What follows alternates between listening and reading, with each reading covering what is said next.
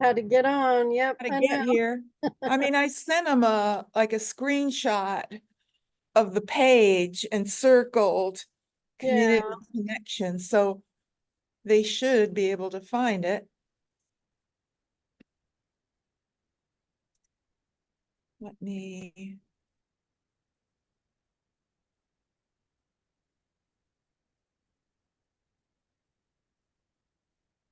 Nuts. Oops. There. Okay, now we're just waiting for 30 people to figure out How to get on. how to get on. I got a couple people coming over here to my place, so Oh, I have to speak to the wall. I mean, Evelyn is next door. I mean, it's literally in the next. yeah. And Floy, and I think Rodina might come down. I don't have enough room for everybody, but so how's the temp? It's a little chilly. So it's good that everybody stayed home because yeah, it's chilly. Well, I'm glad I made this call Yeah. to just do this and not. Yeah. There's no reason to try and fight it. No, absolutely not. That's what Zoom is for. Right. Exactly.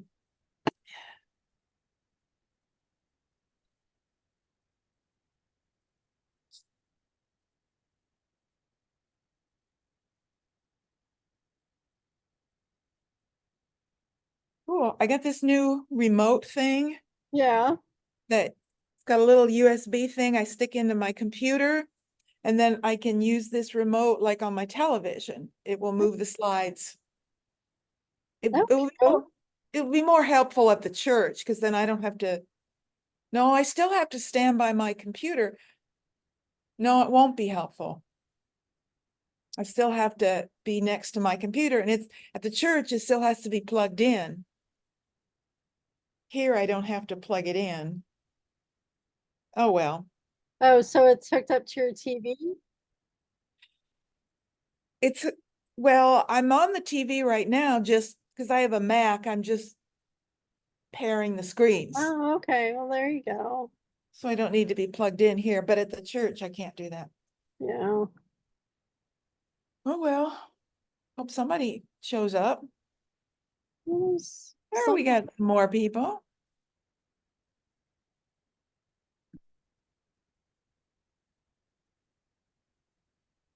How do okay, I'm gonna do.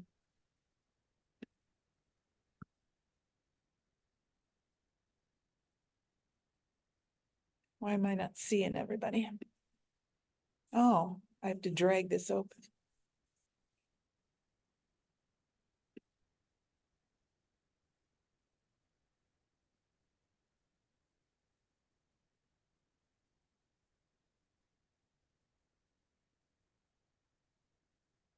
It's Kate. Everybody's hiding from us. Nobody's putting their pictures on. I want to see some faces.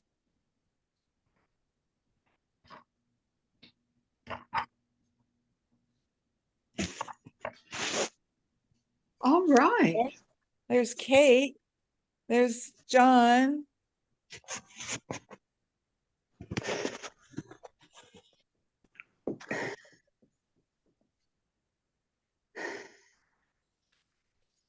How do I turn on my sound? What was that? How do I turn on my sound? Um, there should be. We have it. There should be an icon. Well, you unmute. Do you see? Put on my ears too. Wait a minute. You see where it says mute?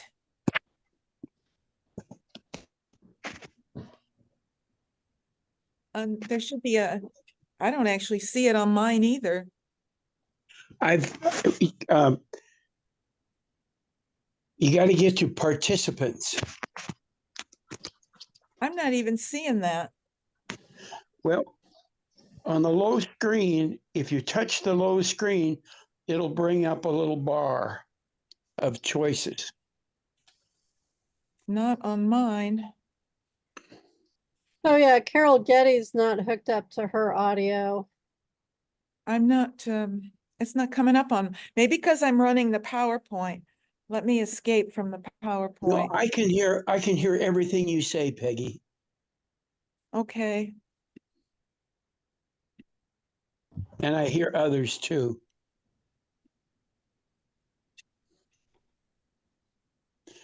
I have you, I have an yeah, I hear electronic, you fine, but I'm not seeing, why am I not? Oh, it's up at the top.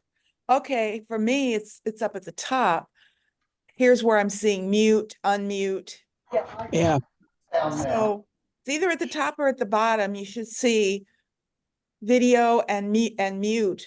So if you make sure they're not crossed out. Well, I Touch- will ask you to mute yourself in just a minute, but for right now, touch participants and see what that shows you. That should give you a little sidebar with some choices. Well, Well, it I have doesn't- my sound now. I have my sound now. Peggy, I have my sound. you can hear me okay. Yes, yes. Okay, that's all that matters. Participants does not give me a sidebar because I'm not. Only Angie would see that, I think. No, you should be able to see participants. I Might be see down it. at the bottom. Okay, It's I in the- see it, It's in I the see it. loop. but I can't. Ollie, come in. Yes. There you go.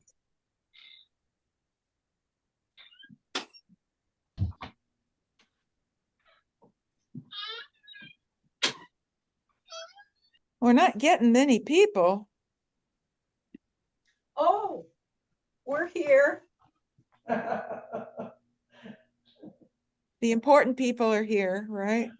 I thought everybody would show. Looks like Joyce has a question. She's got her Can you- hand raised. Can Do you you have a hear? Can Yeah, you we- hear me? Yeah, we can We can hear you, but what I'm gonna do as soon as we get started is I'm gonna ask everybody to mute yourself, because what you don't understand is we'll pick up every little sound in your room, everybody's gonna hear. So unmute it when you have a question, just unmute and then mute again afterwards. Well, for whatever reason, I'm not getting any video. You're not seeing me, right? I see you. Wait, do? who's saying that? It's Joyce.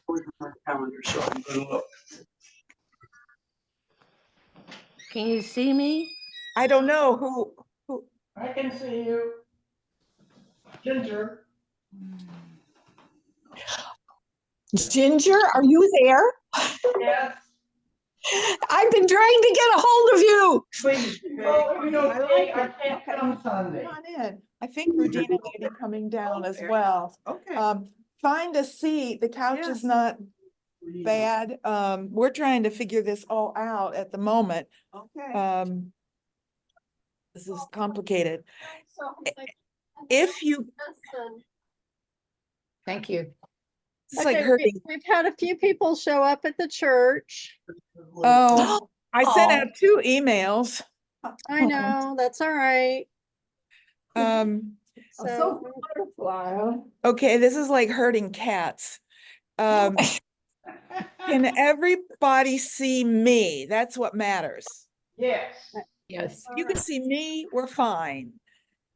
Mm. If I can't see you, you've probably just got your video turned off. You need to either scroll up or down, move your cursor to the, for me, it's up at the top, but it's either at the top or at the bottom, and a bar should show up with options. And one of those, the first option is mute. The second option is video. So if there's a bar through those, that means your video is turned off. That's why we can't see you. Hey, I'm at Peggy Fox's living room. Are you going to join us? If you don't want us to see you, Well, come on that's down. okay too. No, my second choice is stop video. I don't want to put that on you, right?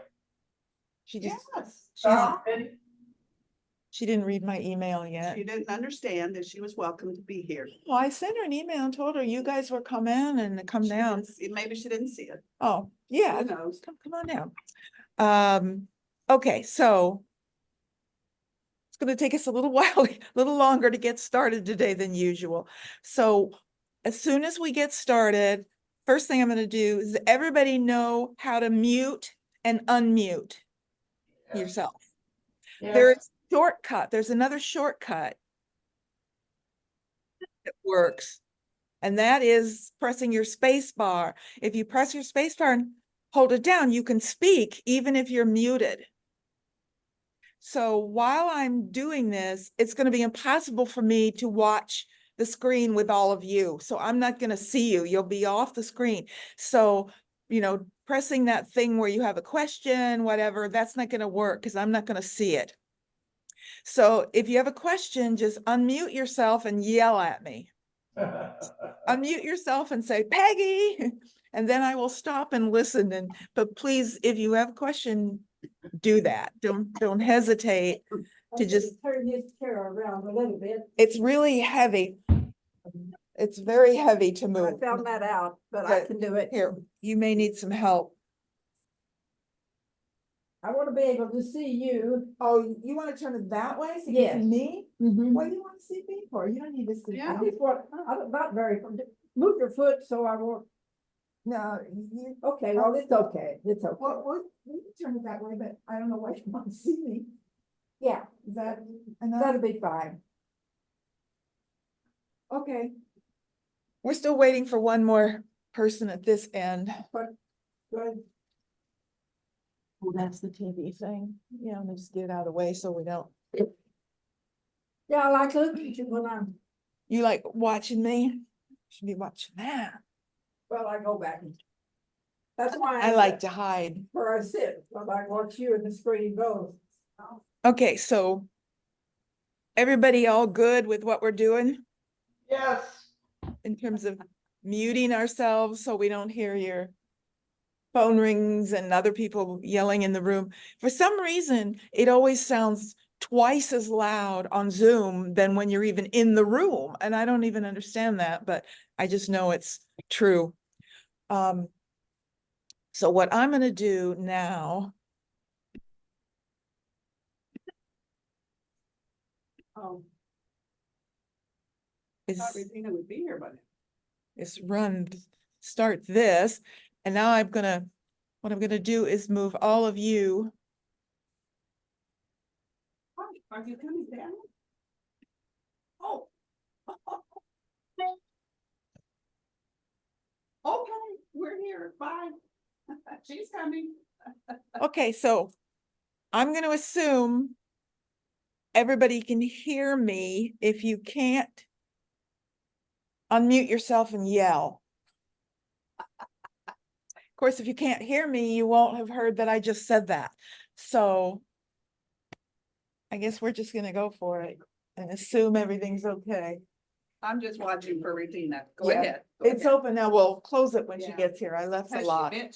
She's been been here? I'm not sure she's been inside. We'll watch her. I'm gonna watch for her. Okay, well, that's no problem. We won't start till she gets here. Go ahead. We'll give it another minute or two. You- I'm just.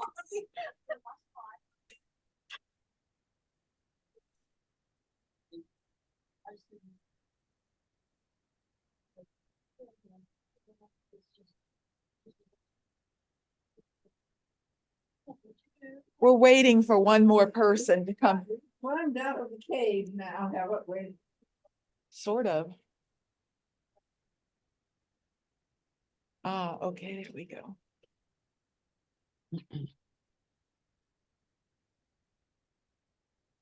Have you seen the caves in France? No, I have not been there. They really are wonderful. Well, I just saw one, the big one, and you know, it is one where they don't let you in the original cave. No. They have really done it over, and I guess nobody can tell the difference. Okay. Hi. I appreciate Okay, this. Come on in. I get it, 'cause I need it in this last thing. Hi, guys. Hi, hello. Where's a good spot to sit? Well, the couch is probably the best if you're comfortable there. Yes, I'm carrying you some baggage here. And there you've got a table. Table and everything. Everything. Deanna. Oh, man, that's a beautiful place. Can I sit it in here? Yeah, you just put it right on it. That's not wooden. You can put it right on the right surface. here. Just put it right on the surface. That's just fine. All right. Okay, we still have some people showing up Oh, okay. and I'm trying to balance all of this and see who's. I'm gonna get off again for a second just to see. I didn't get your reply. That is Oh. to say, I wasn't checking for such a quick reply. And so I had someone in person. Why don't you come to my place? I'm projecting the presentation on my TV. Yes. Okay, I think we're ready to start. I'm just gonna go and hope that there are people on the other end, because right now I can't see anybody. I don't know if they can hear me. You've got about 16 people. Okay, great. And I'm gonna assume they can all hear me. Thank you, Angie. I'm Yeah. glad there's like a human voice out there in the ether that I can talk to and know that you exist. So all of you out there, unmute yourself and yell if you have a question anytime. I'm just gonna go from here. Okay, are we ready? Okay. Hi, Floyd. So this is the last thing. Is that comfortable, Evelyn? Yeah, because I need the straight back. I'm Good. just gonna move a little closer. Okay, just for the please. view. Oh, and That's I'm all. gonna, All just for the view. will it help if I close this a little bit? Can you Yes. see okay over there? Yeah, Is that okay if I close that a bit? better. Sure. Okay. Okay, we're ready. So this is where we stopped last time. We were just finishing up the Old Kingdom, which is the early period. Egypt is divided into Old Kingdom, Middle Kingdom, and New As far as Kingdom. Western art is concerned, from the caves, the early stuff that we watched last week, this is the next step up. Right. Once you get out of the Stone Age, once you get into the so-called Old Kingdoms, after about around 3000 BCE is when civilization as such replaces the Stone Age. So what happened in the between there? Just There's nothing in between. You go from Old Stone go Age from one to the New next. Stone Age, and then you move into the rise of these kingdoms. Yeah. And Egypt is the first one we're talking about, but we're going to talk about a couple of other things that are happening at the same time. Okay, so we're still in Egypt and we're just finishing up Old Kingdom Egypt, which is the first period, the early period. So what's happening in Europe during these early ages of The, we're still you- Stone you- Aging? no, well, not really. It's tribal communities. It's the descendants of Neolithic people who are living in tribal groups, but they haven't come together enough to form communities or civilizations yet. That will rise with more people coming into the area, with the Roman Empire rising, and all of that. But at the same time, sort of Egypt is happening. Most of Europe, there are people there. They're no longer Stone Age, but they're tribal groups. They're smaller tribal groups, but they're not complex kingdoms yet. You guys really do ask better questions than my students used to, that they would have never asked that. And it's a very good question. Well, I just like to know what's going on. Exactly. At Yeah, the same in other time. places, yes. And Peggy, you told us last time about the stripes going down. the Right. picture, but I can't remember what. you They're told us. the Stripes. vertical cuts in the wall are meant to symbolize papyrus That's right. reeds, which are tall, and the boats go through the papyrus. So that's what they're meant to be. It suggests that the boat is up in the Delta region, where they were doing the hippo hunt, and the boat. Would you like a little light behind you? Yes. Goodness, the possibilities. Oh, okay, thank you very much. You can So still. human beings had been around for a long time because they had time to differentiate. I mean, we had the difference in the looks and the, Human beings first appeared around 400,000 Yeah. years ago. yeah, The Homo sapiens about 120,000 years ago. So the beings that we consider ourselves about 120,000 years. And we haven't really changed all that much since then in terms of our So, I mean, size, you size had of the brain. Oriental looking people, you had the black people. You That's had- earlier. Yeah, that's they- earlier. they And had that's begun to. that's anthropology. That's not something art historians study. So that's anthropologists Well, deal just with that. thinking about what the world looked like Right. then in other places. We deal with people when they start making things.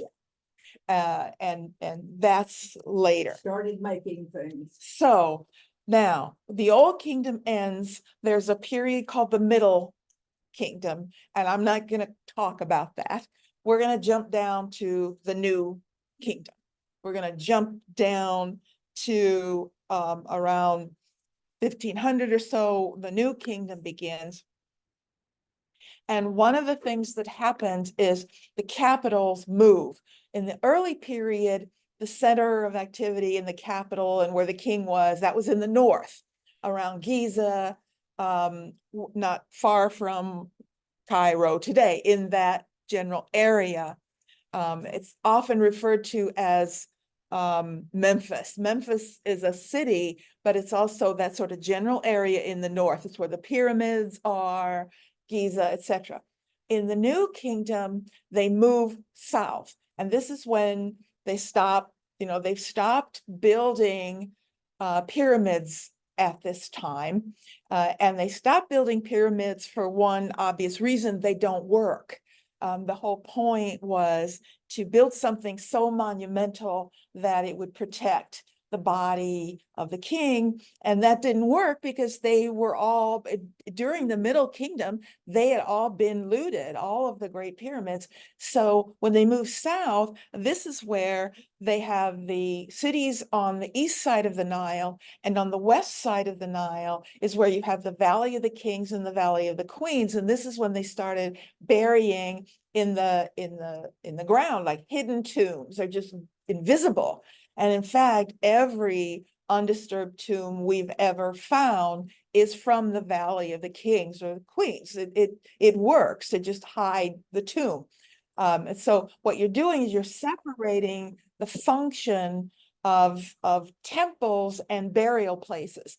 In the north, they used to be connected. Remember, you had the pyramid and then you had the temple right by it. But now that you're hiding the tomb, you can't put a temple right there or it won't be hidden. Everybody will know there must be a tomb here. So now they're separating those functions. So we don't get the like funerary temple right next to where the person's buried anymore. I'll show you what we do get in just a minute, in just a little bit. But so now we're in the southern region, and I want to talk to you about one unique period early in the New Kingdom. Now, the principal god that was the most favored god in the New Kingdom is Amun. We'll leave that just for a second, leave that off for a second. Amun was the favored god, but at the end of the first dynasty, a king came along and his name was Amenhotep, and he changed his name to, let's go ahead and put it up here. I know it's not as easy to read as on a really big screen, but still, he changed his name from Amenhotep to Akhenaten.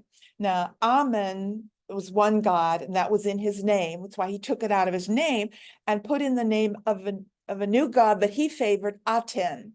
So Akhenaten literally means one who works effectively for Aten. That's his name.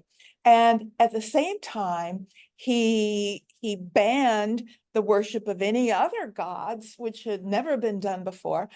They weren't allowed to build temples to any other gods. He built a new city, and this new city is actually located halfway between. It's in a region called Amarna. Today it's called Amarna. The new city he built, the new city he built was known as Akhenaten. Anyway, he made in the middle of the desert. He builds a complete new city. And the problem with this was the politics of Egypt. This was problematic because by banning the worship of all the other gods, he's taking the power away from the priests and the priestly caste. And the priests were very wealthy, very powerful people. And he came up against them and he basically banned them. He is known as the most hated king in all of history. Everyone hated Akhenaten, the priests, the people who didn't like all their gods being banned.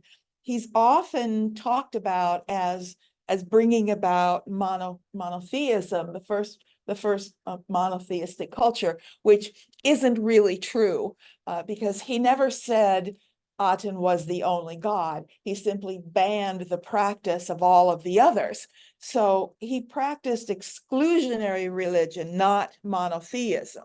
And I think that's an important difference. There's a big difference between saying you must worship this one God and saying there is only this one God. And in fact, if you've read the Old Testament, that is exactly what happens in the Old Testament. The early books of the Old Testament do not deny the existence of other gods.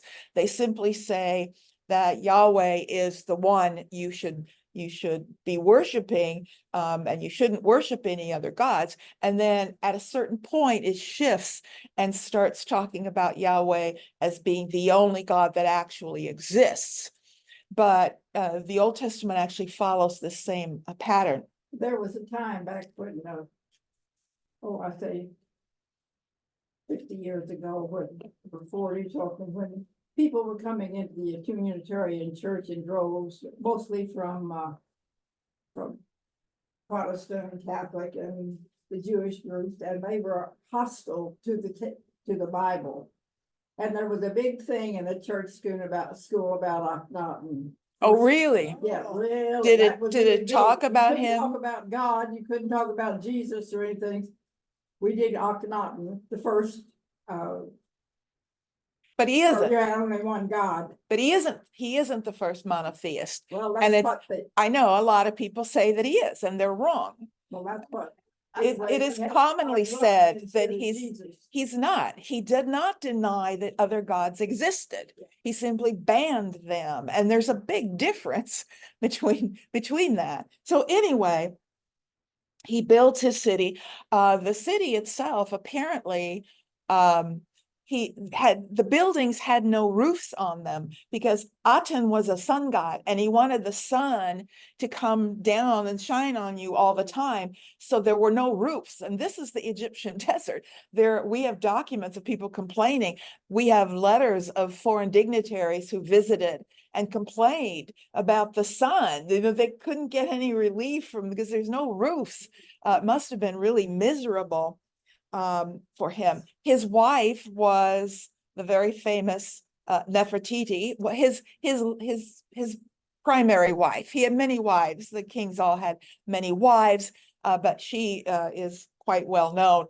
Akhenaten is best known, and I'll come back in a minute. I want to show you the images for the artistic style of the period, and also his look.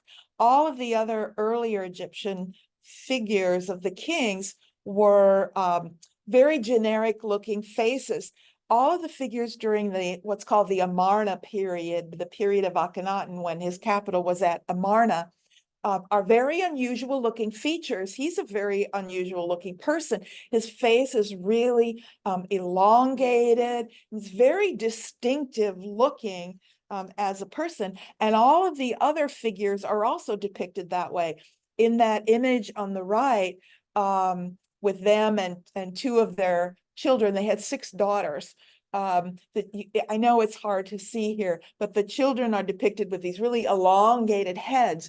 And some people still argue that they practice head binding in Egypt, but there is no evidence of that they don't appear, there's nothing that appears with that elongated head anytime other than in the images during the Amarna period. So I suppose it's possible. However, it's more likely that he really did look like that, and that caused the style to emphasize those features. And so everybody was shown with features like him. And there are precedents for that in art. There are many cases where, say, a ruler has an unusual characteristic, and everyone else in the kingdom is depicted with that same characteristic as if they actually had it.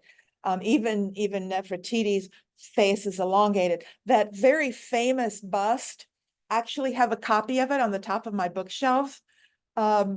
Sitting right up there is a bust of that, based on that Nefertiti bust. That is not actually meant to be a work of art. That is a model of her face that was found in a sculptor's studio. The sculptor had made that. It's made out of, the original is made out of plaster. It's not even meant to be a work of art. And he would use that features of her when they carved large statues of Nefertiti. So that's really just a model, an artist's model. But we treat it as a work of art because, of course, by this time it really sort But of this was is. a modern day sculptor. You're not. No, it's Oh, it an was ancient oh, sculptor. thank you. Yeah, sorry. Okay, The sorry. ancient sculptor at the time made this sort of sample of her so that he could use it to carve other figures of her, which is really interesting, which is why it's a bust, because it's just meant to be her face. Egyptians didn't really make busts of people. Nobody did till the Romans. But nonetheless, it is an interesting piece. When we look at this one, you can also see he had other strange features. He's depicted with these very, very wide hips, very elongated. His features are very sort of androgynous. There are some people who've argued he was a woman, which really doesn't make any sense at all. Others have argued he suffered from some medical conditions. I don't know any of these, but they mention Marfan's syndrome and Froelic's syndrome, which are two medical conditions that can cause distortions like this. It's also based on the fact that his son, who was born Tutankhamun, like his father, when his father died and Tutankhamun became the king, even though he was a young boy, he changed his name to Tutankhamun, the original god.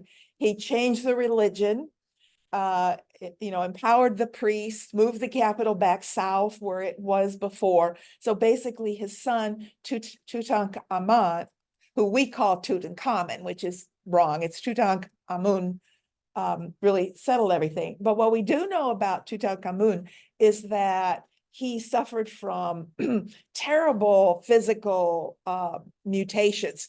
One leg was completely withered. His teeth were just kind of bizarre. His head was weirdly shaped. This is assumed to be from simply inbreeding, which would periodically happen in Egypt, but he was physically in terrible shape. And we know that he died, very, very young. But it is it is Akhenaten who was the first to hold the title pharaoh. And from that point on, the title is associated with the kings of Egypt, but no one before the New Kingdom held that title. So it's a new title. So a very interesting little side moment in Egyptian history, because after this period, they go back to the more traditional styles where it's not a portrait at all. This clearly is attempting portraiture. So it really is sort of going back to an earlier period. Question. Yes, oops. This bust here in this picture here. Yes. Is that just a close up of that? Yes. I'm not sure if it's the same piece, but it is a full figure.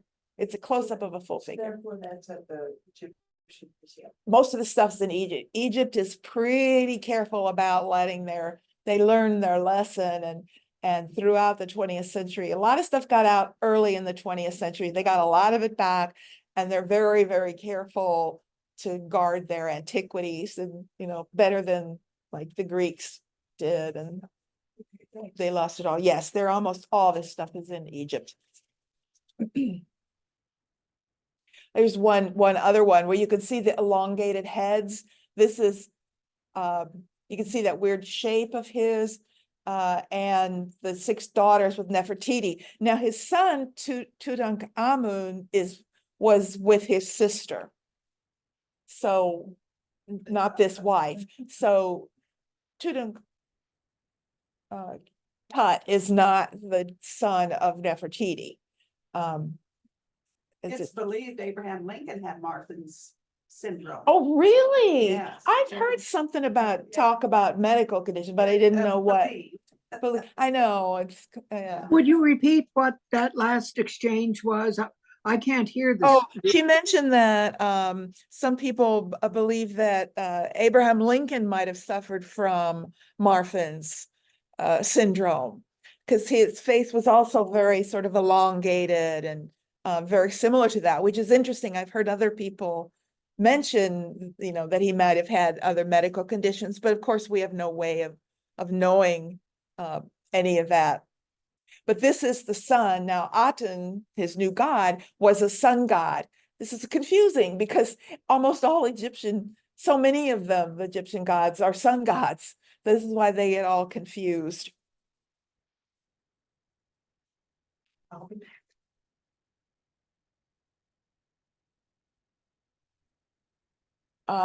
Okay. Just turn it straight up. Oh, straight up. Yep, straight up, and it'll open, and then it'll lock itself again automatically. Well, we don't want to, we'll just leave it open. Just, turn this. Oh. Sorry Okay, to I'll interrupt just you. leave it open. I will.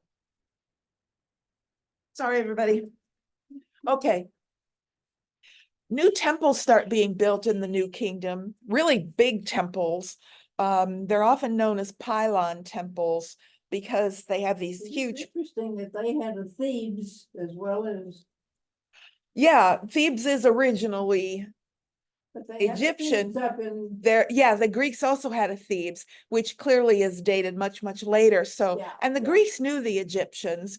The Greeks had traveled to Egypt, and undoubtedly, I'm assuming that's the influence, but I honestly have never heard if that's why, or there's some other reason for the Greek Like, Thebes. Came up from Egypt, and they wanted to name it something, and then, just like we did all those towns up in New England. that are- Right, it's hard to say. I mean, there's a Cairo, Illinois, which is Cairo. That whole area of southern Illinois has all these Egyptian names. I mean, they identified the Mississippi with the Nile, and there's all sorts of Egyptian names around that little delta area in southern Illinois. It's really kind of weird, and they mispronounce most of the names, but at least they're there. So these are pylons. Let me see if my pointer. Woohoo! Look, I have a pointer. Can you see it? Or is it the angle? Yes, I can see it. Okay, yay. So these 2 huge walls right here, people at home can't see it. I'll show them in a minute. These are the pylons. That's why they're called pylon temples. I'm talking about these 2 big walls right here are pylons. What is this over in this right-hand corner? This is the way. I'll come to that in just a second. This is figures that line the walkways. As you can see in this diagram, there are entranceways here, and then there's a second entranceway on this side. I'm marking it on the screen here, and they're lined some with sphinxes and some with ram sphinxes. So those are some of the rams. They're ram-headed lions, and they line the walkways because these are ceremonial walkways. When you look at the pylon walls, notice that open space here between them. This temple is oriented so that when the sun rises on specific day, particularly, I don't know what day it is of the year, but it's a day that begins a festival, particular festival of Opat. And on that day, the sun would rise in between the two pylons. And just as the sun rose, the pharaoh would ride out of the gate. It would be this dramatic moment, if you can imagine, the sun rising between the pylons, the gates open, and this huge entourage rides out, and they ride down this long ceremonial gate, this long ceremonial path about a mile from between Luxor and Karnak, two cities that are connected by these ceremonial walkways. So very, very grand locations. What did they make all these statues out of? I mean, all you see is sand. Is there, There's are there stone, stones yes. someplace? Yes, there's plenty of quarried stone in Egypt. There's mostly sandstone. So they're mostly all carved out of sandstone. Here's a plan of the building. You see a huge complex, about 60-acre complex. This is the main temple, which you see right here. So this, I'm trying to do two things at once here. This is the main temple. And then this addition on the side was added a little later. So there are temples to different gods. So what you've got is behind the great pylons, you have a series of spaces that go deeper and deeper and deeper into inner sanctuaries. And you first enter an open court. And as you can see, it's fairly open. And then you walk into this covered here, it's this covered area right here. And down here on this plan, you can see all those little circles and dots inside. We're going to look at that and talk about it in a minute. That is the great hypostyle hall. Yes, ma'am. So those two pylons, that's basically just a facade. It's just a wall. Yeah, Okay, it's it's just a not- wall. The question was about the pylons. Yes, the two pylons, which you see right there in front and right here, they're just huge walls that you pass through. They're ceremonial, like a ceremonial gateway, and you pass through it. Now, this whole structure has what we call hierarchical spaces in them. In other words, the farther you go in, the more sacred the space and the more exclusive the space. And when you get way back into the inner sanctuary, where you have much smaller spaces, sort of only the priests go back there.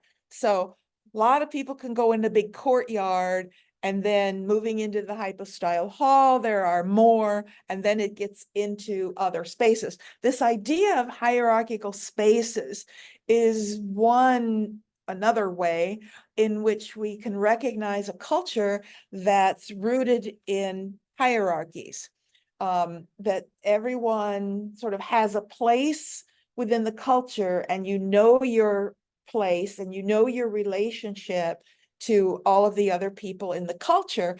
And something like this just sort of reminds you or reiterates your place or your hierarchy within the culture. So hierarchical spaces are sort of important information here. Now, that hallway that I showed you, then called the hypostyle hall, this big hall that has a roof over it, hypostyle hall are something we're going to be encountering again in not so much in Greek architecture, but in some Roman. It's an architectural design. Now, architecture up to this point was all built on the post and lintel system. We talked about that before. If you're building something, you're going to have vertical elements called posts and a horizontal element called a lintel. I mean, that's just how you build. You have vertical walls and roofs over them. Now, that's all well and good until you start building big.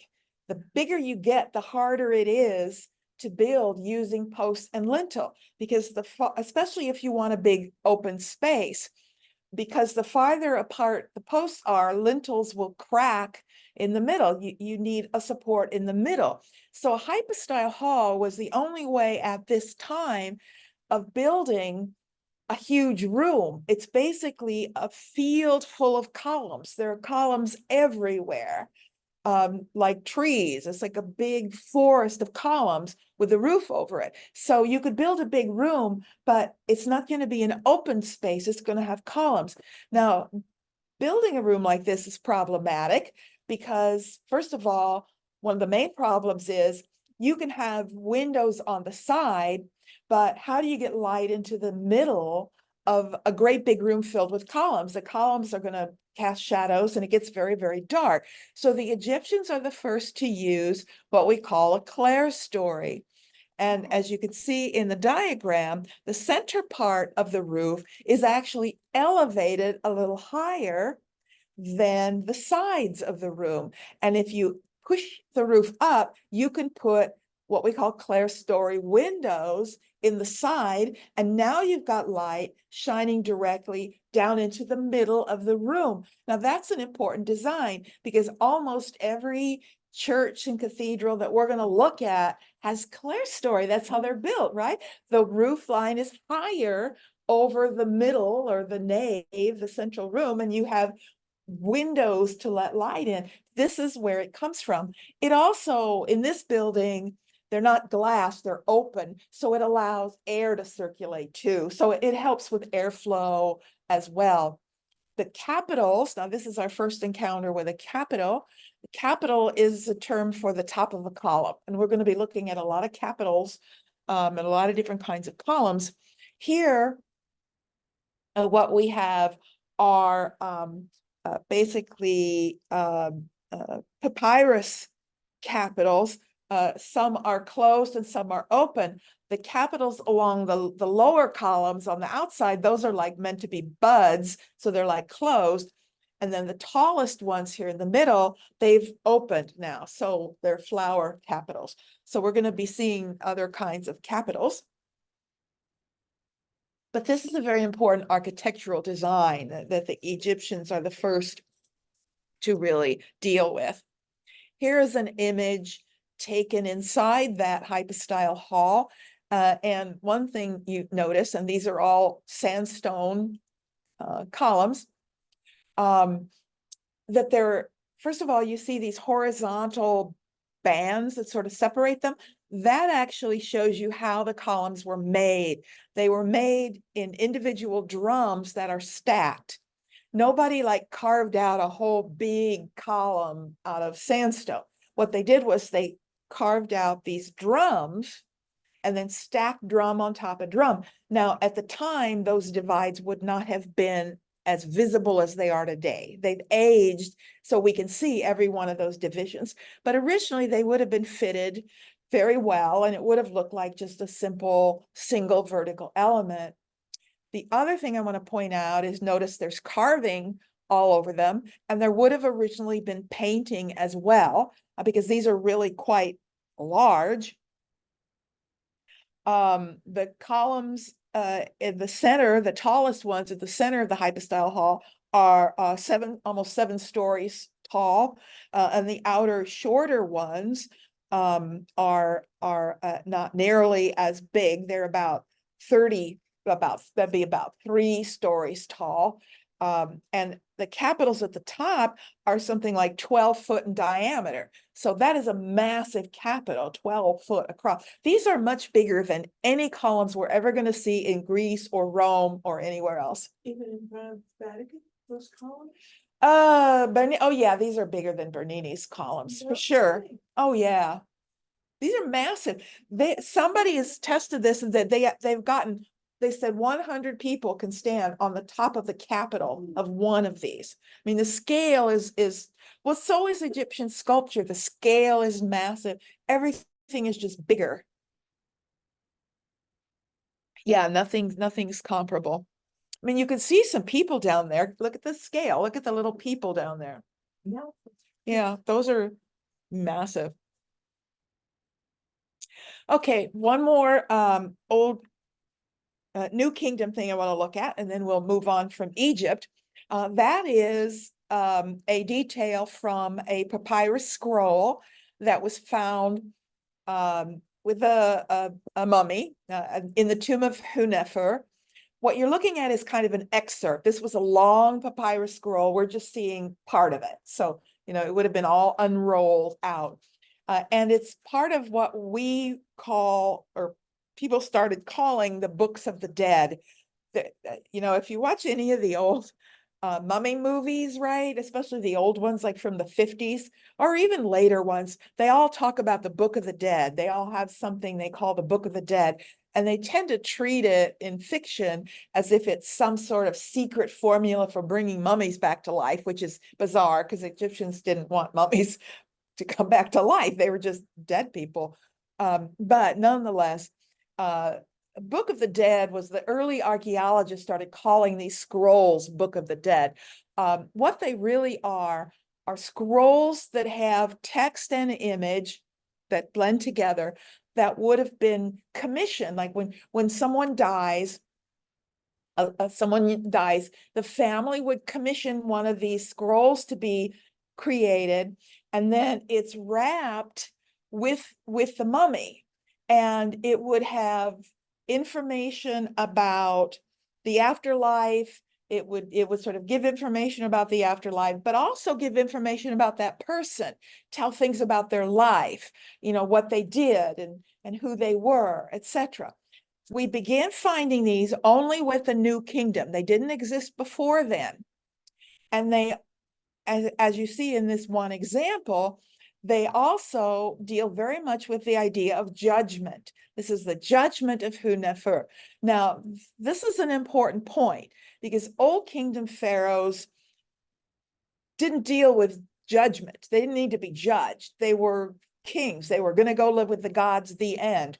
But what begins in the New Kingdom is this idea that when you die, you will be judged for who you are and what you did and your actions. And that's a very different way of thinking about death.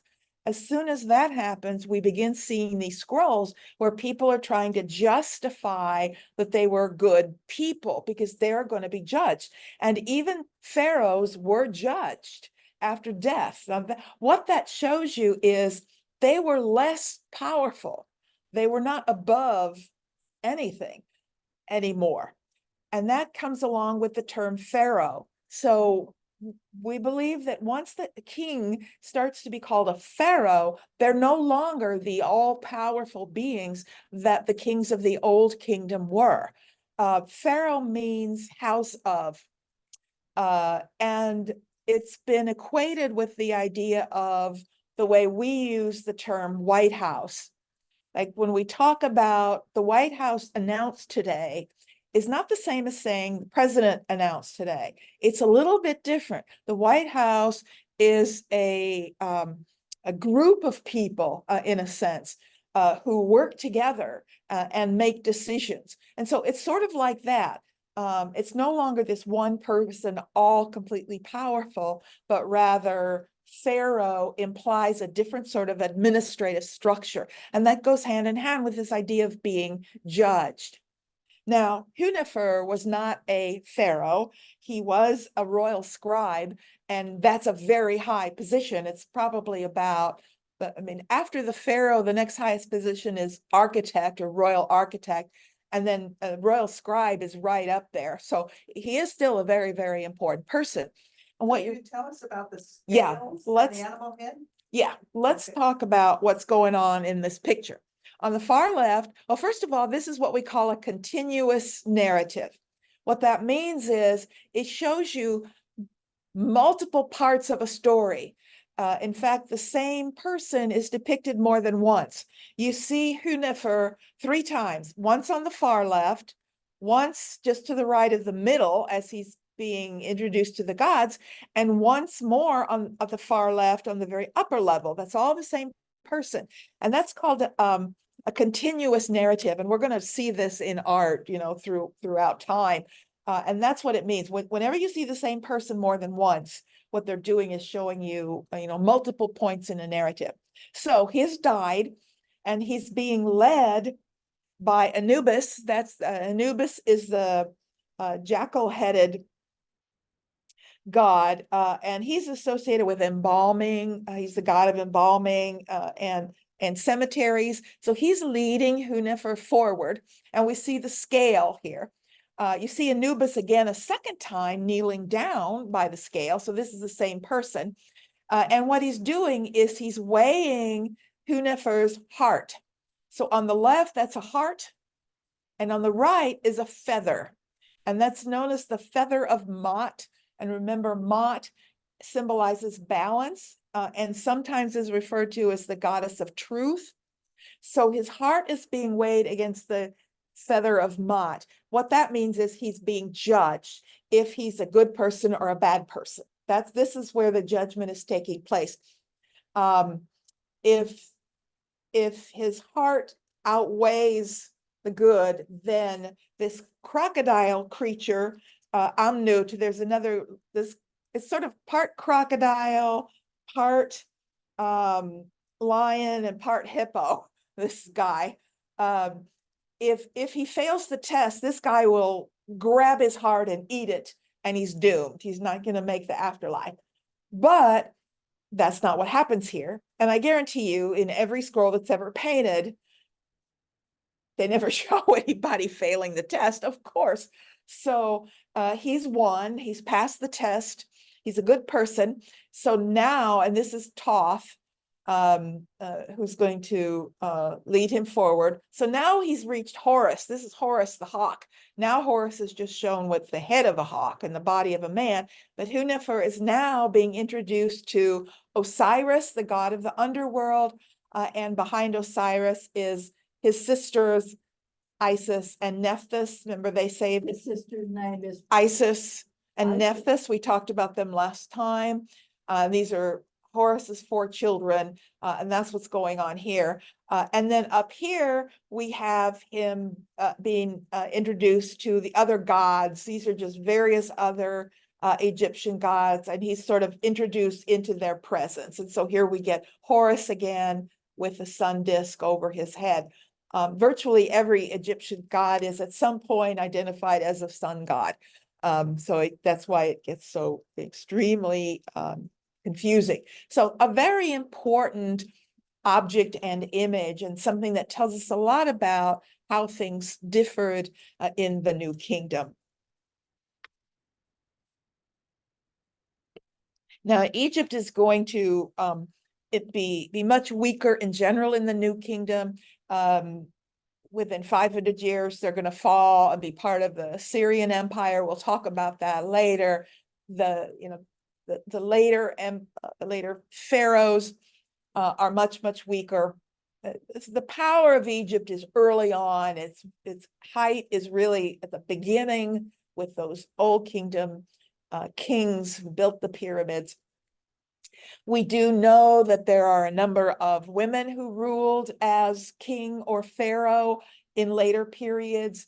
Only one that we know of from early on, but in the 600s and 800s, they're now finding evidence of many different women who ruled openly. This is the only place in the ancient world where women ruled openly in their own right. You don't see it anywhere else. And certainly not in the West. I'm not going to rule out the East, but certainly in the Western world, women fared best of all in Egypt. Okay, what I'd like to do now is look at a group of cultures that we collectively refer to as the Near East, the ancient Near East. Near East is a term used when we're talking about the ancient world. It's the same place today we call the Middle East, but when you're talking about it in the ancient context, we call it Near East. So the Near East, cultures are developing there at the same time as in Egypt. This is complete overlap, around 3,000, 3,200 or so individual city-states are developing. Now, it's going to be very different from Egypt. Egypt was a single unified nation most of its history, and that's because geographically it was isolated from much of the rest of the world. because the life centered on the Nile, which forced them to live cooperatively and form communities. The Near East is very different. It's a history of rising kingdoms and cultures that rise and fall, that are always at war with one another. It's constantly changing. There are many different empires. It's not at all one unified place. However, stylistically, in terms of art, there is a lot of unification. I want to point out that maps, this map and almost any other map you see purporting to show you this part of the world in the past is going to be wrong. They never recognize the fact. Now, there are two main rivers here, the Euphrates and the Tigris. These are the two main rivers that you see come together and flow into the Persian Gulf.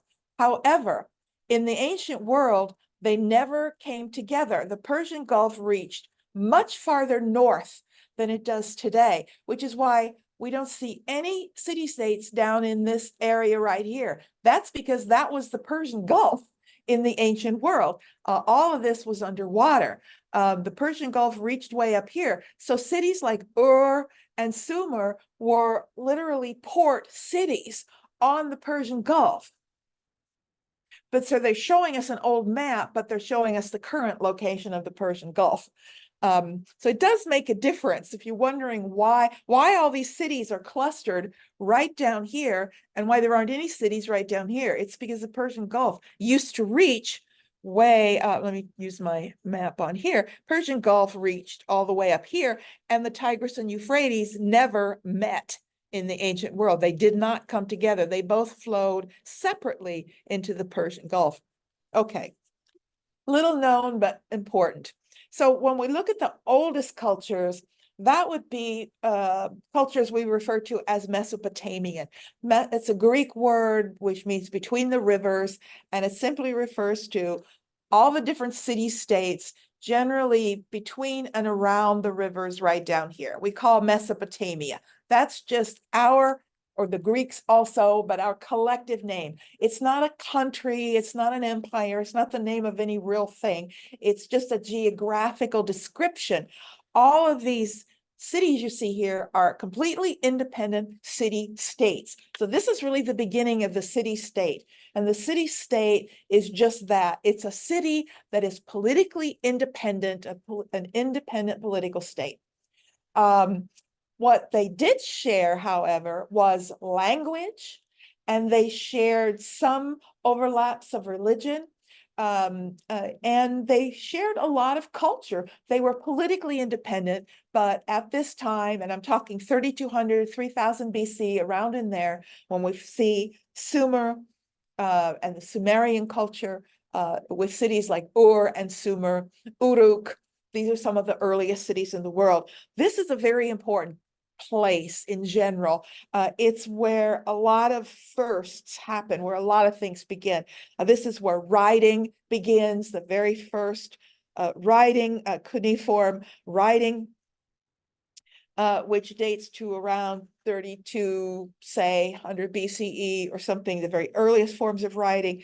It's the earliest use of the, on a large scale of the wheel, a lot of inventions. You know, why didn't the Egyptians invent the wheel? Why didn't Egyptians use wheels? Try riding, you know, in a wheeled vehicle in the sand, you know, it doesn't work.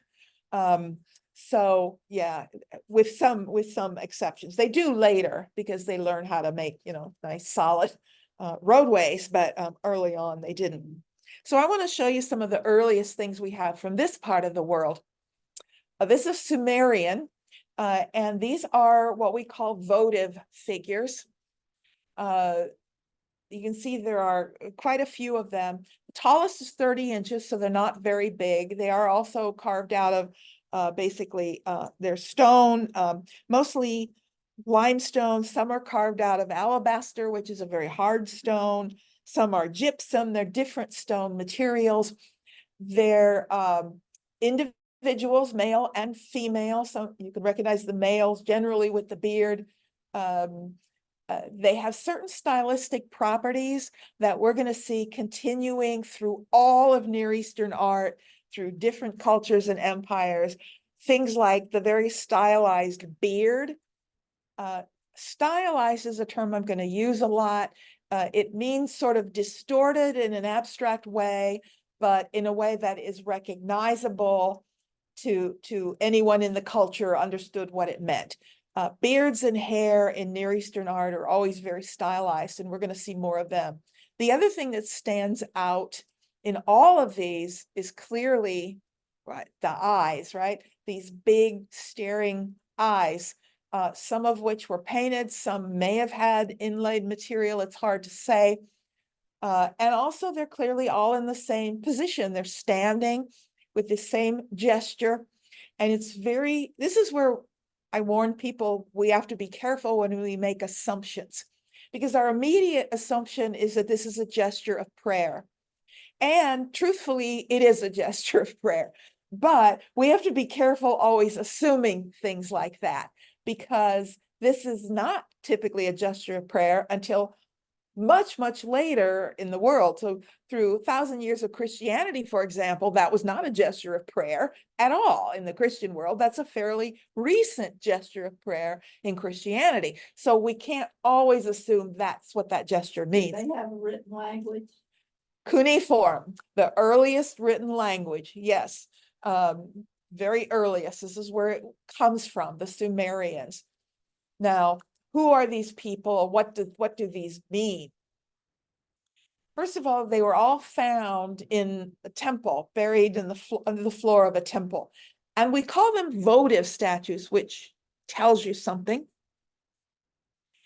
A votive implies it's a gift to a god, like votive candles or things you light. You're making an offering. It's an offering to the gods. So the assumption is that these are stand-ins for individuals. In other words, you would go, and by this time, of course, the society is specialized. So there would have been professional sculptors and carvers who had a shop, and you could go into their shop and you could buy one of these. So you would go in and buy one of these, and you would probably buy based on what you could afford, which is why there are big ones and there are little ones. If you have a lot of money, you could buy a larger one. If you're poor, you'd buy a small one, and you take it to the temple, and it's a stand-in for you. So this thing would be placed in front of the god, and it was as if you were perpetually in prayer in front of your god. These have also been linked to texts like the Epic of Gilgamesh, which is from around this period. And in that text, the Epic of Gilgamesh is the first written epic poem. It's the first written document we really have. And it tells of stories and adventures, but one of the things it talks about is how you should approach your God, how you should appear in front of your God. And that is in a state of awe and reverence. And it says that. So it's almost as if these figures are intentionally trying to show you this state of awe and reverence. With the big eyes, that's what they're meant to suggest. Like you're looking at a god. And so it's easy to see sort of what they mean and where they come from. Stylistically, they're very different from Egyptian carvings. They're much cruder in many ways. I mean, even the Old Kingdom pieces older than this are more naturalistic than these are. Also, these are not cubic. Remember, the Egyptian pieces were built like in squares and carved from the sides. These are very columnar. They're round like columns, and they're very much carved in the round. They're also not in closed style. You can see there are open spaces between the legs. There are open spaces under the arms. So they don't have that meaning of power and strength of the stone, and they're not like oversized. Their function is very different. Their style is very different from the Egyptians, but they're very unique and interesting pieces. Here's a detail. That little head on the right is the one in the Nelson Gallery. Yeah, that's sitting in one of the cases there. And it's very likely broken off of a full figure, but you can see all the characteristics of female figure. Do we have very much Egyptian and Well, this? part of Egyptian we Near- do, we don't Near have a, East no, part? this is the only piece of this kind. This is the only figure we have, is that little head. But you know, that is very much the style. You can clearly still see paint on it, and the staring eyes, the very stylized sort of almost wig-like hair that you see there. So it's a beautiful little piece. It's actually a really fine example, even though it's not intact. Another very famous Sumerian piece is this lyre from Kingsgrave at Ur. Kingsgrave is simply a name given to this grave site from the city state of Ur. It was filled with precious things, so archaeologists decided it must be a king's grave. That's why it's called that. Now it's really just a term that, you know, tells us where it's from so that we know. Now, almost everything that you see there is a reconstruction. The only thing that is original is this plate on the front, and we're going to look at that in detail in just a minute. But all the rest of this has been reconstructed and is modern. That's why it's there. I mean, a wooden piece like that would not have lasted. But this is what it would have originally looked like. A lyre is a stringed instrument. Think of it as like a mini harp. There's no strings there, but I'll show you, because on the panel, there's actually a picture of it, so we know what it actually would have looked like. It's about 30 inches tall in total. That panel on the front is 13 inches tall. And this is the panel, and I want to look at each of the 4 sections or registers. Remember, they're called registers. We learned that term with the Egyptian. So we'll look at the bottom. That I have heard, of the Chaldees. What? Of the Chaldees, is that anything? No, I don't know what that means. Ur was the name of the town, not a person. So it was just the town. In this case, there is more direct connection to the Epic of Gilgamesh. So this was found in a tomb. It's not uncommon, not only at this place, but around the world. You see it in Chinese art too. Often find musical instruments in tombs. Undoubtedly, as part of some ritual or ceremony relating to burial, the instrument would have probably been played and then left in the tomb. So what we get here is a scene of a burial and probably the rituals that relate to it. The bottom register is interesting. First of all, this is metal, and it's inlaid. It has beautiful inlaid in the registers. There's silver. It's basically silver with bitumen. The black background is bitumen. We're going to talk more about these materials a little bit later. But you see the very famous Scorpion Man, and behind him a gazelle carrying, or possibly a goat, but it's usually identified as a gazelle. Not sure what that vessel behind him is meant to be, or that thing sticking out of it. But the Scorpion Man is interesting because that comes right out of the Epic of Gilgamesh. That's one thing that people have pointed to. There's a character in there that is half scorpion and with a man's head. And so clearly whoever has designed this is referencing that and is familiar with that. So we have first the Scorpion Man. As we move to the next register up, now we get an actual image of the lyre itself. So that's what the lyre looks like. So that's how we know what it looked like. And pushing it, we have a donkey, a bear, and a fox. So the donkey is playing it, the bear is pushing it, and it doesn't look like it, but that's intended to be a fox. I'm told by people who know these things better than me. The gilded wood is a reference to the lyre as a whole, not this panel. So what we're seeing now is, first we had fantastic animal. The Scorpion Man was the fantastic animal. And remember, a fantastic animal is 2 different things put together. When you take one creature and another creature and you jam them together. So we're getting a fantastic animal. And here we're just getting animals doing things. So it's instead of people, it's animals. So it's a strange sort of thing. The animals are like having this feast. It's almost like a cartoon in a sense of the event. So it's like they're getting ready for this ceremony, this burial ceremony. In the next register up, this is where we get the hyena and the lion, and they're bringing food to the feast. So there would always have been a feast associated with the burial ceremony. It feels weird having the animals bringing parts of animals to the feast, but that's what we've got. But the most important and the most interesting of all of the panels is the one at the top, where we get now a man in the center, the two beasts on either side, the two bulls with human heads, and these are clearly two fantastic animals.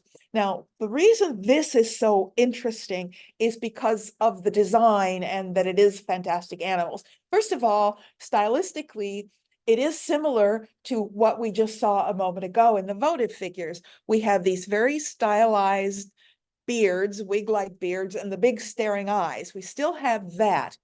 But what art historians find most interesting is the heraldic design. That design of placing a central figure and then two other figures on either side, symmetrically framing them, is a very clear design choice. It's called a heraldic design, and it's generally associated with protection and guardians. Like these are guardian figures. Is this meant to symbolize the dead person who's buried here?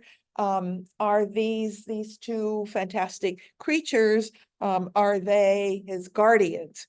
Now, we call it heraldic design because of that, because this is the design that is used historically in the Middle Ages for heraldry. And when you look at something like that, and I can't remember whose coat of arms that is, heraldry is the study of coats of arms.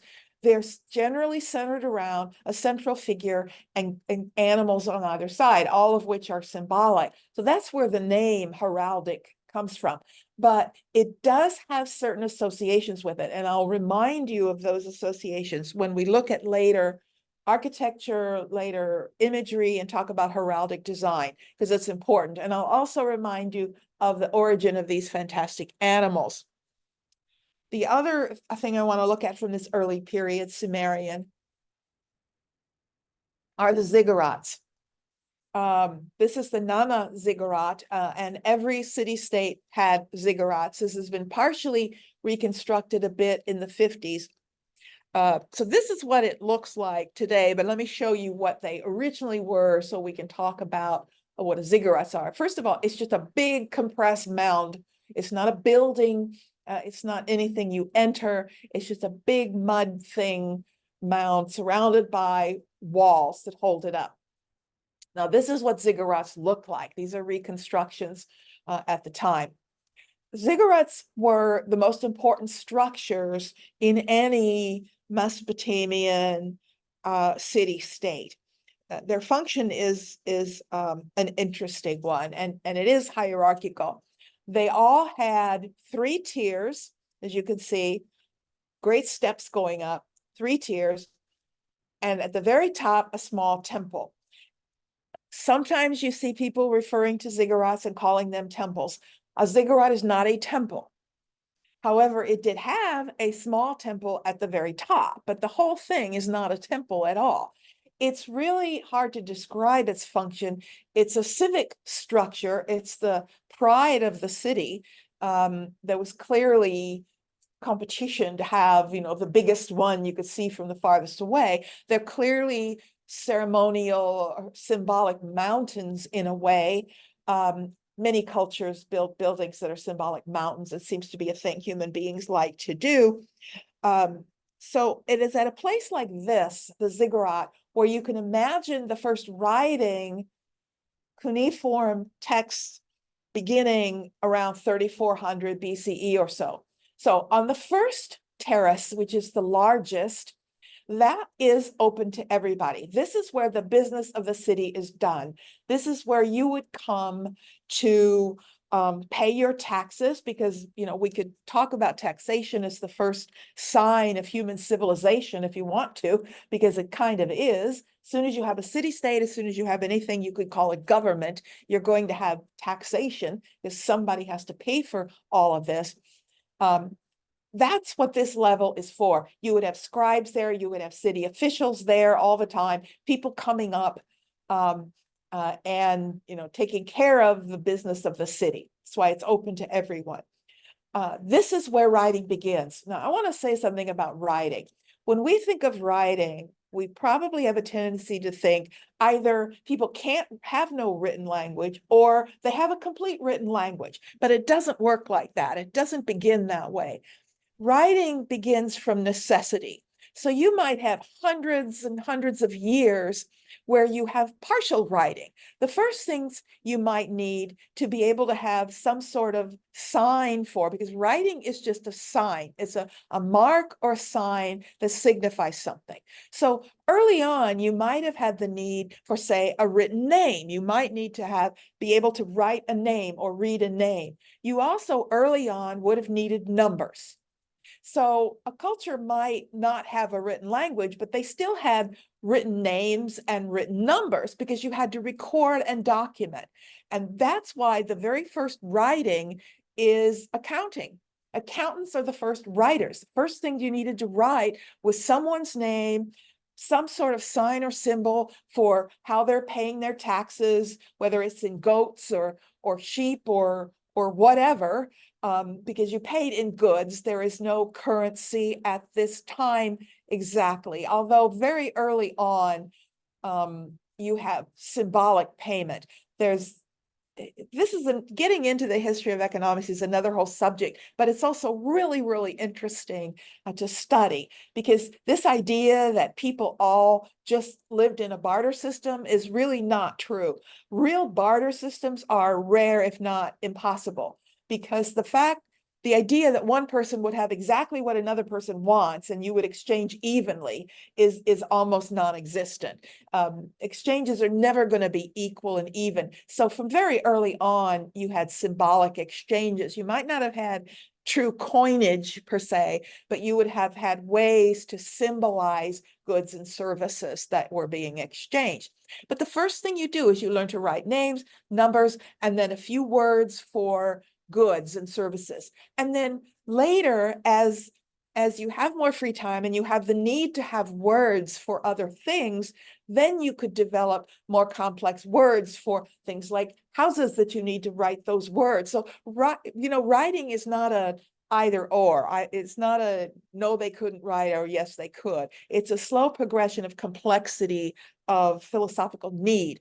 Okay, so that's the first level. Everybody goes there. The next level up is more restricted. The next terrace up is really where city officials go. Only the actual officials of the city would go to the next terrace and do business. Now, we know all these things because they do have a written language, the cuneiform, and we have literally millions of pieces of clay with text on them. I mean, we know more about this place and time. That's the difference between, you know, written language and not written language. Then the third level up, where the temple sits, that's restricted to the priests, the king, you know, very few people. So we get now another version of hierarchical spaces. Instead of being like the Egyptian temple, spaces you go back into, this is spaces you go up on, but it's the same idea. And this whole structure is constantly in your face, reminding you of your position in the society, your level in that society. Now, on the ground around the ziggurat would have been, you know, the marketplace and everything else on the ground level. This was not a marketplace. This is a civic structure, like a civic building, but they're very, very important. It's also the beginning of this idea of, you know, public versus private spaces, because when you have hierarchies, you have public versus private spaces. And this is where I used to always ask the students about, you know, what do we have? What sort of public and private spaces do we have? Do we have buildings that have public and private spaces still? Do we still have hierarchies of spaces? Of course we do. We have them everywhere. There are buildings everywhere that you can, I mean, to me, the classic example is a bank. Everybody can go into the lobby.